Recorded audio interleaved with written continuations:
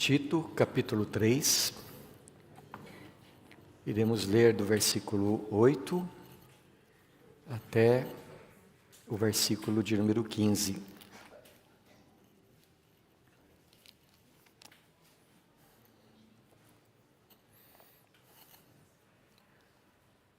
Tito 3, de 8 a 15.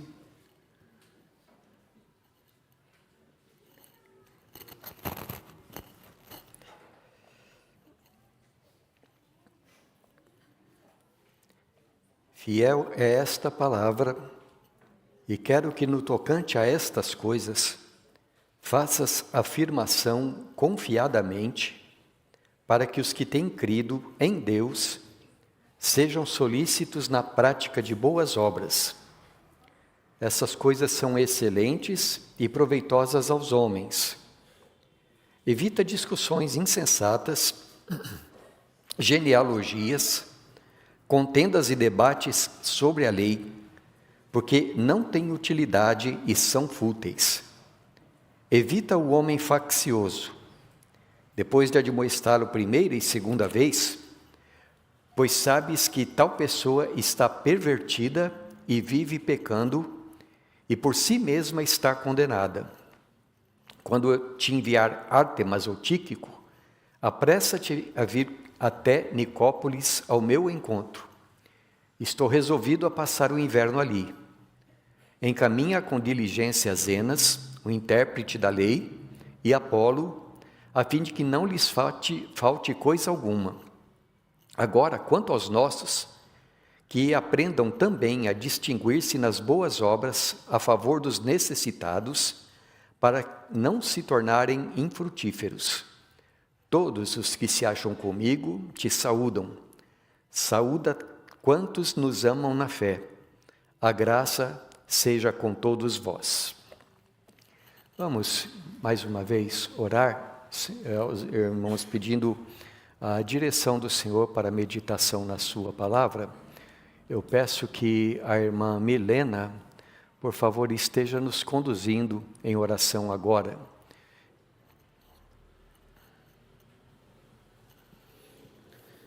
Eterno Deus, muito obrigada, Pai, por mais essa oportunidade de estarmos aqui na Tua casa, que a Tua palavra possa penetrar os nossos corações, Senhor, que possamos guardar a Tua palavra em nossos corações, e estamos aqui agora neste momento para ouvir mais sobre a Tua palavra, Pai. Que o Senhor possa abençoar a vida do pastor, que nos transmitirá, e que nós possamos sair daqui diferente de como nós entramos, Pai. Tenha misericórdia das nossas vidas, e no nome santo de Jesus que eu oro agradecida. Amém. Recentemente eu li uma frase que dizia mais ou menos assim: o mundo procura coisas portentosas, grandiosas. O Senhor Deus procura as coisas humildes. E eu achei que essa frase é muito apropriada, ela é muito verdadeira, à luz da palavra de Deus. O reino dos céus, disse o Senhor Jesus, não vem com aparência visível. Nem dirão ei-lo aqui ou ei-lo ali, porque o reino de Deus está entre vós. Eu penso, meus irmãos, que se nós fôssemos dar um nome a esta pequena carta que hoje nós estamos terminando de meditar, ela poderia ser a luz da eternidade. Isso porque, como nós vimos desde o capítulo 1, o apóstolo Paulo, ele está falando a respeito de como deve ser a vida dos que têm crido, de acordo com um plano eterno de Deus, de acordo com uma promessa que Deus, antes dos tempos eternos, fez a seu Filho Jesus Cristo, no sentido de redimir um povo para si mesmo, de redimir um povo para que vivesse e, através da vida neste mundo, estivesse se preparando para a eternidade e assim glorificar a Deus no tempo presente. Então, a vida do crente, diz o apóstolo Paulo, é à luz disto. Você sabe que você vai morar com Deus eternamente, e porque você sabe que vai morar com Deus eternamente, você vive um certo modo de vida aqui nesse mundo. Mas os irmãos repararam que aqui, em cada momento, falando através do apóstolo Paulo, o Espírito Santo não nos chama para uma vida de grandes feitos, que ao contrário, ele fala a respeito das coisas simples da vida, de como ser marido, de como ser esposa, de como se comportar na igreja, dos relacionamentos familiares. Ele fala a respeito das coisas humildes, do trabalho no dia a dia, seja você uma pessoa que esteja numa posição de autoridade, ou seja você um humilde empregado. Deus, Ele não está dizendo para nós, de modo nenhum, que quando nós saímos deste mundo, o nosso nome esteja na placa de algum lugar.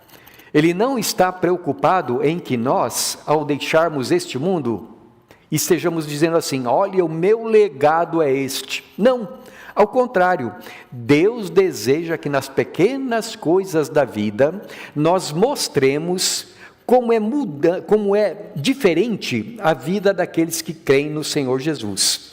Talvez uma das expressões que mais sejam usadas aqui, é a expressão boas obras.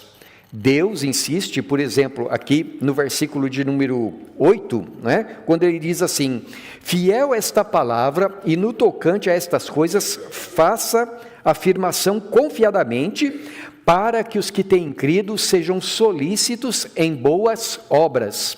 Depois lá no versículo de número 14, ele torna a falar a mesma coisa, dizendo assim: quanto aos nossos, que aprendam também a distinguir-se nas boas obras, em favor dos necessitados, para que não fiquem infrutíferos. Você se lembra que Jesus, lá em João capítulo 15, ele diz assim: olha, eu escolhi vocês para que vocês vão e deem frutos. E frutos no Novo Testamento, essa palavra quer dizer tudo aquilo que é resultado do nosso compromisso com Jesus, com a nossa fé em Jesus. É aquilo que a Bíblia chama de fruto de arrependimento, o fruto do Espírito, que é amor, o fruto de almas salvas para Jesus Cristo, e o fruto da prática de boas obras. Isto é, se uma pessoa, ela conhece a Jesus, assim como Jesus andou por toda parte fazendo o bem, essa pessoa fará também. Essa pessoa, onde ela estiver, ela estará praticando o bem para o seu próximo. Pois bem, então, dentro disto, o apóstolo Paulo, bastante coisa ele fala para nós aqui também, a respeito daquilo que nós devemos investir o nosso tempo. Ele diz que tem certas coisas, então, com as quais nós devemos nos preocupar, e existem certas coisas com as quais nós não podemos perder tempo, porque nós temos uma missão neste mundo, nós temos que glorificar a Deus através da nossa vida. Então, ao mesmo tempo que Paulo insiste em certas coisas que nós, tanto quanto indivíduos como igrejas, devemos fazer, ele também insiste em certas coisas com as quais nós não devemos nos ocupar. E terminando então aqui a sua carta a Tito, o apóstolo Paulo mais uma vez enfatiza isso para nós como igreja. E ele diz então para Tito, o seu filho na fé, a partir do versículo de número 9, algumas coisas que Tito e a igreja consequentemente deveria evitar, para que a igreja não se tornasse infrutífera na missão que Deus deu para ela. E é sobre isso, meus irmãos, então, que terminando as nossas meditações, nós vamos hoje trazer ao nosso pensamento. Primeira coisa que eu quero destacar: o Espírito Santo nos ensina assim: não perca seu tempo com discussões inúteis. Versículo de número 9: evita discussões insensatas, genealogias, contendas e debates sobre a lei, porque não têm utilidade e são fúteis. Nesse versículo, o apóstolo Paulo, ele fala de dois conceitos que são muito importantes, que são muito caros para nós, os que cremos na Bíblia Sagrada. ele fala sobre genealogias e ele fala sobre a lei do Senhor. E são dois conceitos muito importantes, meus irmãos, porque são conceitos bíblicos. A Bíblia fala bastante a respeito destes assuntos, não é? E esses assuntos, eles fazem parte da tessitura própria, digamos assim, do Evangelho de Jesus Cristo. O próprio Novo Testamento, quando ele começa, vocês se lembram lá de Mateus? O primeiro livro do Evangelho, como é que Mateus começa? Livro da genealogia de Jesus Cristo, filho de Davi, filho de Abraão. E então, com base no primeiro livro de Crônicas, lá no Antigo Testamento, Mateus vai traçando toda a árvore genealógica do Senhor Jesus Cristo, para nos mostrar que Jesus é o descendente de Abraão, que 2000 anos, mais ou menos antes de Cristo, Deus prometeu para Abraão: através do teu descendente, todas as nações da terra, todas as tribos da terra serão abençoadas. Depois Deus também prometeu a um dos descendentes de Abraão, o rei Davi, dizendo para o rei Davi que do descendente dele viria alguém cujo reino seria eterno. Então, a genealogia de Jesus Cristo é uma coisa muito importante. O próprio apóstolo Paulo, quando ele fala a respeito das origens do Senhor Jesus, tanto lá na carta aos Romanos quanto na carta aos Gálatas, ele diz que Jesus, segundo a carne, isto é, de acordo com o nascimento natural, segundo a sua encarnação, ele era descendente de Davi e descendente dos patriarcas. Isso é muito importante. Se não fosse importante, a Bíblia não diria essas coisas para nós. Mas a mesma coisa a gente pode também dizer a respeito de outra palavra que Paulo usa aqui, a lei. E por lei aqui, é claro, ele está se referindo à lei que foi dada por Deus através de Moisés, lá no Antigo Testamento, e tudo aquilo quanto o Antigo Testamento nos ensina também, não é? Então, Paulo está falando a respeito de algo muito importante para nós. No entanto, o que Paulo está dizendo não é que não falar sobre as coisas, sobre essas genealogias, sobre ensino sobre a lei, isso não tem importância. Não é isso que o apóstolo Paulo está falando. Ele não está dizendo que estudar esses assuntos não tenha proveito. Mas tem duas coisas que nós podemos mencionar. Uma é que, embora o estudo das genealogias seja algo importante, não é a coisa mais importante que a palavra de Deus está dizendo para nós. E da mesma forma, se nós estudarmos as questões das leis lá do Antigo Testamento, são importantes. No entanto, nós não vivemos de acordo com a lei. Não é a lei que nos salva, mas a graça de Deus em Cristo Jesus. Então, assim, a comparação que eu penso que seria apropriada, digamos assim, vamos supor que você vá construir uma casa. Qual é a primeira coisa que você faz quando vai construir uma coisa? Qual que é? Antes dos alicerces, você precisa fazer aqueles rasgos no chão, aquelas valas, onde você vai colocar os alicerces. Então você vai colocar tudo ali, né? Você vai colocar os alicerces ali. Depois que você faz os alicerces, o que você faz com as valas? Você nem mais pensa nelas. Por quê? Você colocou o alicerce, e é sobre o alicerce que você vai edificar. Quem é o alicerce da igreja? Jesus Cristo, a doutrina dos apóstolos. Então, quando você fala das genealogias, ou quando você fala de certas leis lá do Antigo Testamento que apontavam para Cristo, nós não estamos falando do alicerce, nós estamos falando da vala, aquele sulco feito na terra, onde o alicerce seria colocado. Então, depois que você coloca o alicerce, você vai edificar sobre ele. O que Paulo está dizendo é: o alicerce é Jesus. E você não precisa ficar preocupado com questões secundárias. Por quê? Porque se você ficar preocupado com aquilo que não é o mais importante, o que isso vai levar? A discussões, a debates. E vem cá, como é que é esse negócio? Fulano, filho de ciclano. Eu me lembro que uma vez eu estava pregando sobre Nabucodonosor, né? Então eu disse que depois que Nabucodonosor morreu, o neto dele ocupava o trono nos dias de Daniel capítulo 6, o neto dele se chamava Beltesazar. Mas isso gerou uma controvérsia, Porque, afinal de contas, lá em Daniel capítulo 6, não está escrito que o neto dele se chamava Beltesazar, que era o filho de Nabucodonosor, não é? E os irmãos ficaram com a cabeça complicada ali durante a pregação inteira, até que depois alguém me perguntou, mas pastor, não está escrito lá que é filho? E aí eu fui explicar, pensei comigo mesmo, eu tinha que ter explicado logo, né? Eu fui explicar, não, é que de acordo com a arqueologia, depois de Nabucodonosor, ele teve um filho, o nome dele era Nabonido, e o filho de Nabonido era Beltesazar, não é? Eu sempre confundo os nomes. É como quem diz assim, olha, Jesus é filho de Davi, mas Jesus não era filho de Davi. Ele era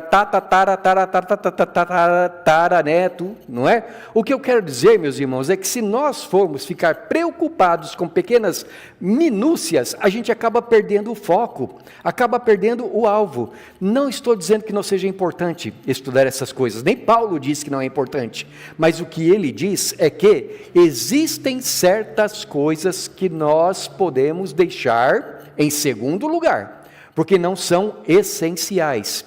Quero dar um exemplo para vocês.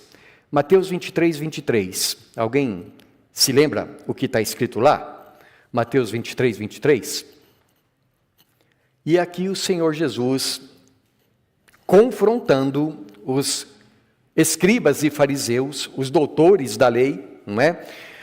E Jesus diz assim, ai de vós, escribas e fariseus hipócritas, porque dais o dízimo da hortelã, do endro e do cominho, e tendes negligenciado os preceitos mais importantes da lei, a justiça, a misericórdia e a fé. Devíeis, porém, fazer estas coisas sem omitir aquelas. Veja, Jesus não está dizendo que dar o dízimo do endro, do hortelã e comum não seja importante. Ele não diz aqui que nós devemos deixar para lá, mas ele diz que existem coisas mais importantes ainda. Quais sejam? A misericórdia, a justiça, a fé. Adianta, como na parábola de Lucas capítulo 19, aquele homem que orava dizendo assim, Senhor, olha, eu te dou graças porque eu sou um dizimista de primeiro, eu tiro um dízimo de tudo, 2 vezes por semana eu estou jejuando. Marineide jejuou 2 vezes essa semana, irmã? Não? Quem aqui jejuou 2 vezes essa semana, olha, aquele fariseu ganharia de qualquer um de nós, porque o homem religioso, e aí ele continua na sua oração, e eu não sou que nem aquele ali, cheio de pecado, eu sou melhor. Jesus diz, esse homem não foi para casa justificado, Deus não ouviu a oração dele, e ele voltou para casa tão contente naquele dia, né? Hoje o culto foi maravilhoso. Voltou para casa, o fariseu, sem Deus ter ouvido a oração dele, enquanto que aquele outro que mal sabia orar, que tudo que sabia fazer era pedir, Senhor, tem misericórdia, Deus ouviu a oração dele, porque Deus tem prazer na misericórdia. Então Jesus diz que certas coisas são mais importantes do que outras. Não é que algumas não têm importância nenhuma, é que cada coisa é no seu devido lugar. E as coisas mais importantes para Deus são aquilo que nós edificamos sobre a pessoa do Senhor Jesus Cristo. Então, Paulo diz para Tito, evita contendas, evita discussões sobre genealogias, evita discussões, debates sobre a lei, porque nada disso é útil, nada disso vai produzir fruto. Aliás, vai fazer o contrário, né? Se alguém de fora vê os crentes discutindo a respeito dessas coisas, qual vai ser o resultado na vida das pessoas de fora? A segunda coisa que Paulo diz que nós precisamos evitar está nos versículos 10 e 11. Evita o homem faccioso, depois de admoestá-lo primeira e segunda vez, pois sabes que tal pessoa está pervertida, e vive pecando, e por si mesma está condenada. A palavra faccioso, aqui na versão atualizada, ela, com o tempo, especialmente no século II, essa palavra a palavra lá grega é aereseis, da onde vem a palavra herege, né? E quando a gente fala herege hoje em dia, do que a gente está falando? De uma pessoa que deixou a doutrina do Senhor Jesus e que inventou novas doutrinas, né? Novos ensinamentos. Então, a partir do século II, essa palavra passou a ser usada desta maneira. No entanto, quando Paulo escreveu, a palavra ela era usada no seu sentido básico. O que é uma pessoa facciosa? É uma pessoa que provoca divisões, é uma pessoa que provoca facções, é uma pessoa que provoca partidarismos. E quando uma pessoa provoca partidarismos no meio do povo de Deus, isso vai de encontro, isto vai contra aquilo que Jesus ensinou em João capítulo 17.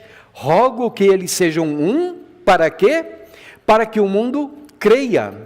Pessoas que vivem a degladiar-se, pessoas que vivem, eu sou de uma posição, eu sou de outra, não dão um bom testemunho diante do mundo. Não é que nós não devamos ter nossa maneira de pensar, a nossa posição. Claro que nós temos que ter muito firme a convicção da nossa fé, em todos os sentidos. Agora, existem coisas que são secundárias, não é? E aqui, então, eu acho que o melhor exemplo que nós podemos encontrar na Escritura Sagrada é aquilo que acontecia na igreja de Corinto. Os irmãos se lembram que quando Paulo estava escrevendo para os coríntios, o problema das facções ali entre eles era um problema seríssimo. E Paulo, ele até ilustra da seguinte maneira: uns diziam, eu sou de Paulo, outros diziam, eu sou de Pedro, outros diziam, eu sou de Apolo, e outros se achavam tão espirituais que falavam assim, eu não ouço Paulo, eu não ouço Pedro, eu não ouço Apolo, eu só ouço Jesus. Como se aqueles homens não tivessem sido colocados por Jesus para edificar a sua igreja, não é? E Jesus diz assim, irmãos, Paulo diz assim, irmãos, quem somos nós? Quem é Pedro? Quem é Paulo? Quem é Apolo? Senão servos por meio dos quais vocês creram. Nós estamos aqui para servir a Deus. E qual é o fundamento que nós colocamos? Jesus. E se alguém não coloca este fundamento, se alguém não edifica sobre este fundamento, então vocês não tenham esperança nessa pessoa. Não vão na conversa dessa pessoa. Mas entendam que divisões e partidarismos não é sinal de maturidade, ao contrário, é sinal de carnalidade. Por isso, diz o apóstolo Paulo aqui na carta a Tito, a igreja precisa estar alerta. A igreja não pode ficar perdendo seu tempo com discussões que não levam a nada. E a igreja também não pode ficar perdendo seu tempo com gente que gosta de provocar divisão, porque tem até aparência de ser alguma coisa, mas no final das contas não produz fruto, os frutos do Evangelho. Esse tipo de coisa, esse tipo de pecado, é coisa própria de espíritos que usam uma máscara para ocultar outros pecados. É o que a gente vê no meio da história do povo de Deus. Espíritos rebeldes e destrutivos. Porque da mesma maneira como Jesus planta o trigo, o que diz a parábola? Satanás planta o joio. Vocês já viram joio? Eu já procurei na internet para ver, né? Porque de perto eu nunca vi. Mas eu pedi lá, eu quero ver o joio e o trigo. E meus irmãos, como são parecidos? Num determinado momento do crescimento. Como são parecidos? A ponto de você não conseguir distinguir o que é um que é outro, a não ser que você seja muito bom no negócio. Então Jesus diz assim, olha, nesse mundo o trigo vai crescer junto com o joio. E então vai chegar o momento da colheita. Irmãos, precisamos estar atentos a isso. Da mesma maneira como o Espírito Santo faz a sua obra, o inimigo também faz a sua obra. E nós precisamos evitar que o inimigo faça a sua obra no nosso coração.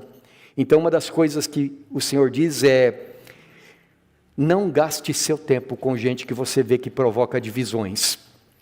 Da mesma maneira como o Senhor planta o trigo, Satanás vai querer plantar a sua semente também. Romanos capítulo 16, eu quero ler com os irmãos a partir do versículo 17 até o versículo de número 20. E aqui tem uma promessa muito bonita para o povo de Deus, né? Que está lá no versículo 20.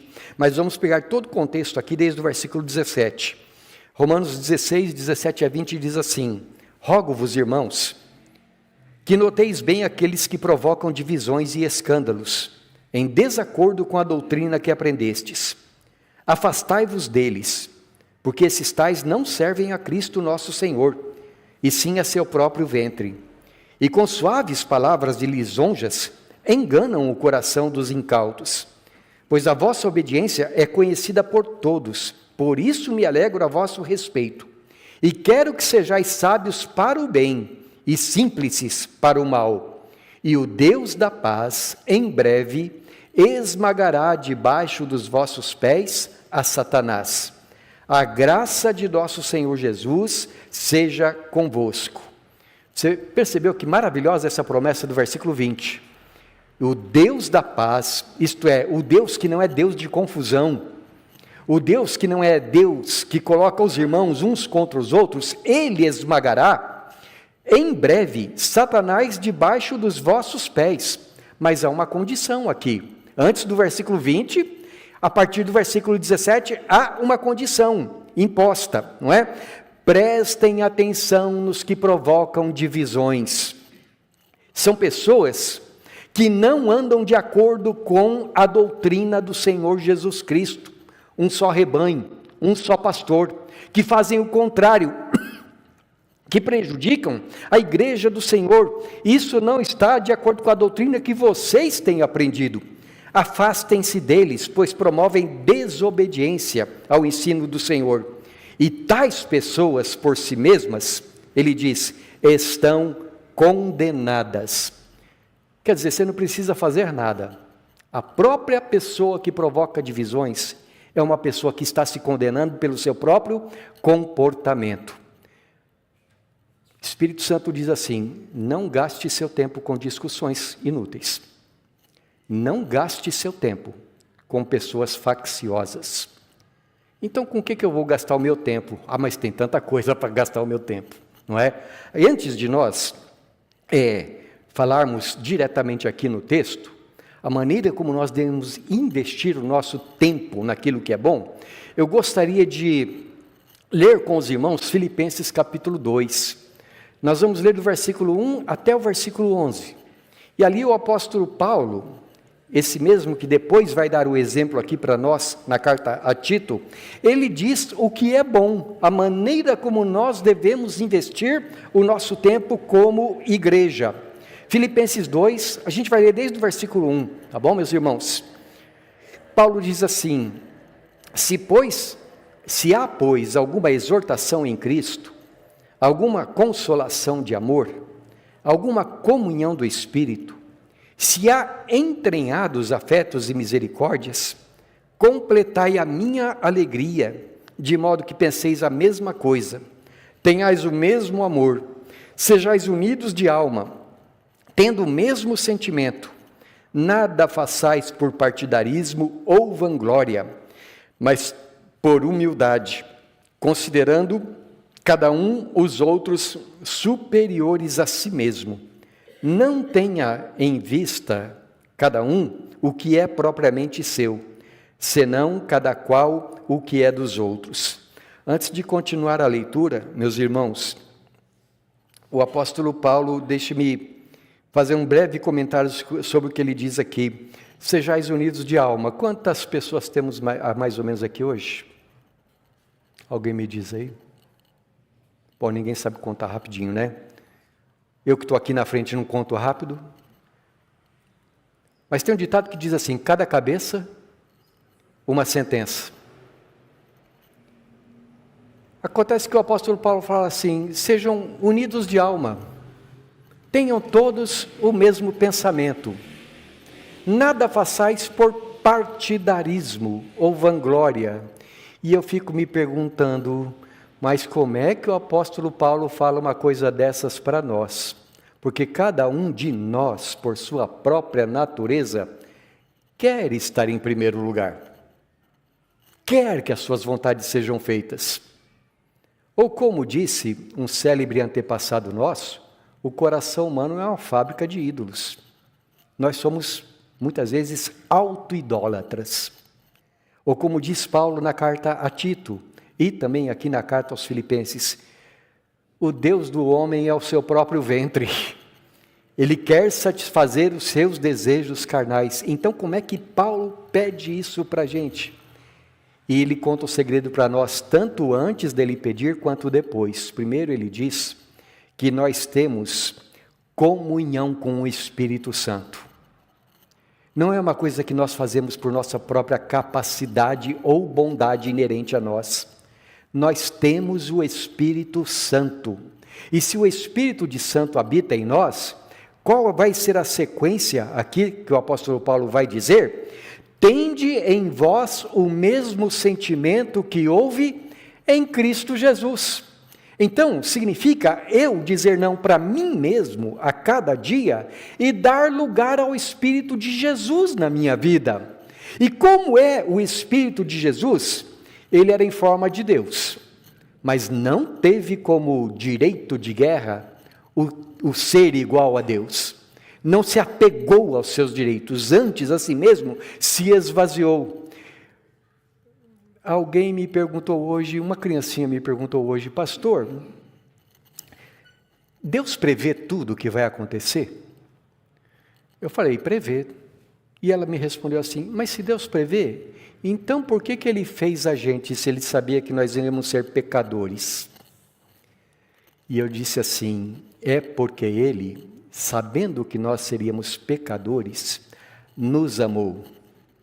E Ele falou assim, eu vou dar um jeito de salvar esses pecadores. Então, eu disse para a Luísa, né? Falei assim, Deus pensou assim, eu vou fazer essa menina linda aqui, ela será pecadora, mas eu vou enviar meu filho para salvá-la, para morrer por ela. Sim, meus irmãos, Deus nos salvou e para nos salvar, o seu filho deixou a sua glória. Aí a Luísa me respondeu, agora eu entendi, né? Deus deixou a sua glória na pessoa de seu filho, tornou-se humilde, humilhou-se até a morte de cruz, para nos salvar. E o que Paulo está dizendo, olha, vocês têm o Espírito Santo na vida de vocês, então, tenham o mesmo sentimento que houve em Cristo Jesus. Jesus não se colocou em primeiro lugar. Quando a gente vê Jesus, Ele se levanta, Deus feito carne, e vai lavar os pés dos homens. Ele não queria em primeiro lugar ser servido. Ele veio para servir. E é sobre isto que Paulo está falando lá em Tito, quando ele vai terminar a sua carta. Vamos voltar para o texto de Tito? Tito, capítulo 3, versículos 12 a 15. E aquilo que parece ser assim uma simples despedida, as simples palavras finais de uma carta, são revestidas de um conteúdo espiritual muito grande. Porque, veja os detalhes. Quando te enviar Ártemas ou Tíquico, apressa-te a vir até Nicópolis ao meu encontro. Estou resolvido a passar o inverno ali.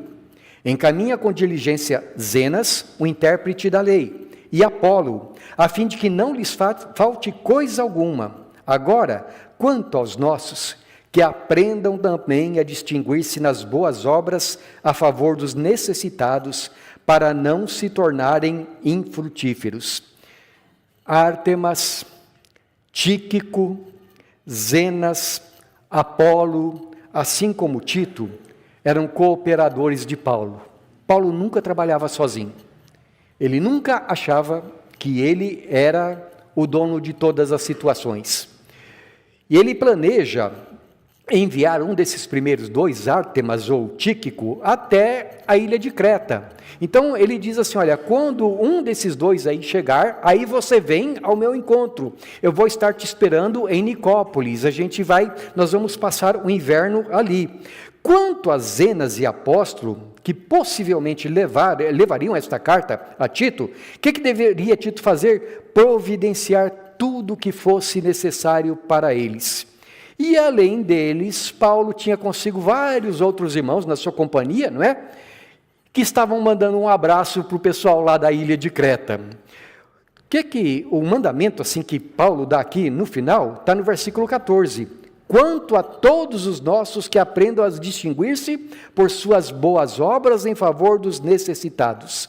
Você reparou? como Paulo está preocupado com coisas pequenas. Olha, eu vou mandar 2 aí para você, um desses 2 deles fica no teu lugar, aí você vem para cá. Esses 2 que eu estou enviando agora, que nada falte para eles, receba bem essas pessoas, encaminhe eles e ensine a todos que a gente tem que se preocupar com os necessitados. Você vê que coisa simples?